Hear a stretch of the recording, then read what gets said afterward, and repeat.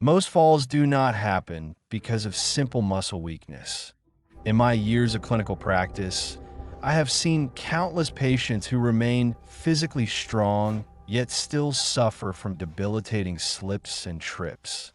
The reality is that as we age, specifically after the age of 60, the primary culprit behind a fall is often a delayed reaction time. Your muscles might have the strength to hold you up, but if your brain does not send the signal to stabilize your frame quickly enough, the ground will win every time. After 60, our neuromuscular pathways naturally experience a slight lag, a physiological slowing of the communication between the nervous system and the limbs. However, the good news is that the human body is remarkably adaptable. You can train your reaction time just as you would train a muscle. Today, I'm going to guide you through 3 evidence-based stability exercises designed specifically to sharpen how fast your body responds to an unexpected loss of balance. These moves are safe, effective, and require no special equipment. Pay close attention because the final exercise we will cover is designed to mimic the exact way you might lose your balance in a real-world scenario. When you trip over a rug or misstep on a curb, you have a window of less than 1 second to recover. In that tiny fraction of time, your brain must recognize the displacement, calculate the necessary counter movement, and fire the correct muscle groups to keep you upright. If your muscles hesitate, even for a millisecond, the momentum of the fall becomes too great to stop. Many seniors believe that walking more is enough to prevent falls, but walking is a rhythmic, predictable activity. Reaction training is about the unpredictable. These exercises are designed to gently stress your recovery response, teaching your body to snap back into a stable position before a stumble turns into a medical emergency. Before we begin, safety is our absolute priority. I want you to find a clear space in your home, preferably near a sturdy chair, a kitchen counter, or a solid wall. This is not about being a hero. It is about providing your body with a safety net so you can focus on the neurological connection. As we move through these drills, remember that speed is not the goal. Controlled response is. We're looking for quality of movement and the feeling of stabilization. If at any point you feel dizzy or excessively unstable, pause, take a breath, and hold on to your support. We are working with your nervous system, and it performs best when it feels safe. Our first exercise is the control weight shift. Stand with your feet hip-width apart, your spine tall, and your shoulders relaxed. Imagine a plumb line dropping from the ceiling through the center of your head down to the floor between your feet. Now, very slowly, I want you to shift your entire body weight onto your right foot. Do not lean your torso to the side. Instead, move your whole center of gravity as one unit. Once you feel that 100% of your weight is supported by that right leg, hold that position for 3 seconds. Feel the small muscles in your ankle and foot firing to keep you steady. Now, slowly transition back through the center and shift your weight to the left foot. Hold for another 3 seconds.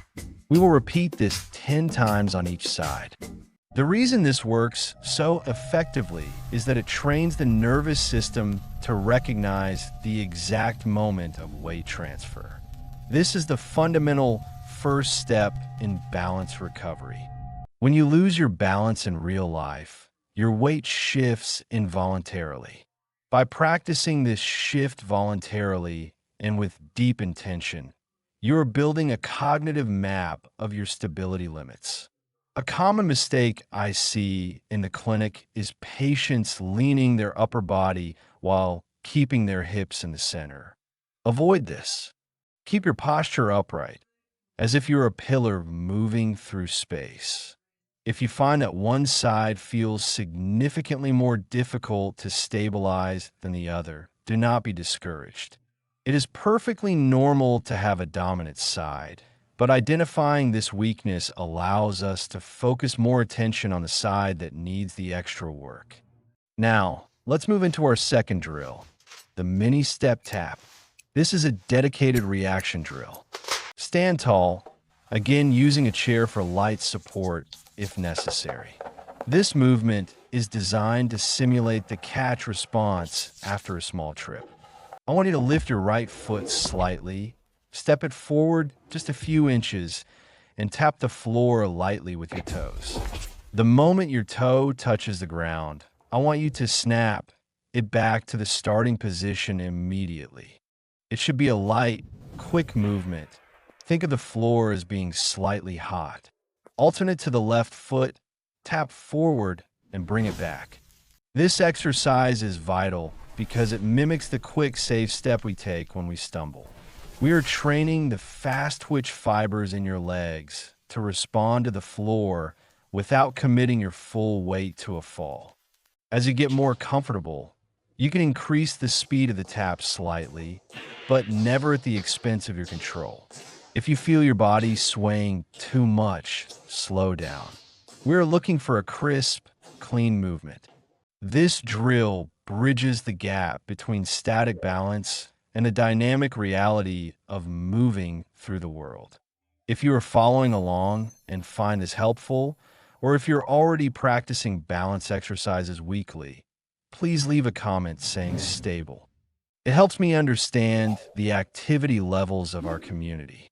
Finally, we come to the most advanced move in this session, the general perturbation drill. In the medical world, a perturbation is any outside force that knocks you off balance. Since we're training safely at home, we will create our own internal perturbation. Stand next to your counter or wall. Shift your weight onto one leg, keeping a slight, soft bend in the knee. Now, with your free leg, I want you to reach out and move it in 3 directions, forward, to the side, and then back behind you. After each direction, return that foot to the center near your standing leg, but try not to let it rest on the ground. This exercise is the gold standard for hip and ankle stability. Real life is unpredictable. You might step on a loose stone or a slick patch of floor. This drill teaches your brain to make micro adjustments in the standing hip and ankle while the rest of the body is in motion. It forces the core to engage and the vestibular system in your inner ear to constantly recalibrate your position in space. By moving the free leg in multiple directions, you are challenging your center of gravity from every angle. This is exactly how your body responds when you're navigating a crowded room or walking on uneven pavement. As we wrap up today's session, I want you to carry one thought with you. Balance is not just about the strength of your muscles. It is about the speed of your recovery.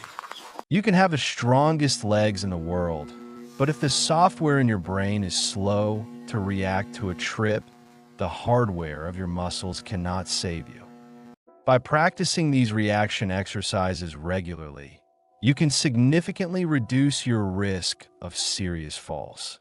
Think of it as upgrading your body's internal safety system. If you haven't seen the first 2 videos in this series, I highly recommend watching them. They explain the foundations of fall prevention and why walking alone isn't enough for balance as we age. Combine those lessons with today's drills, and you'll build a much stronger foundation for safe movement. To keep improving your balance, strength, and mobility after 60, watch the next video on your screen now.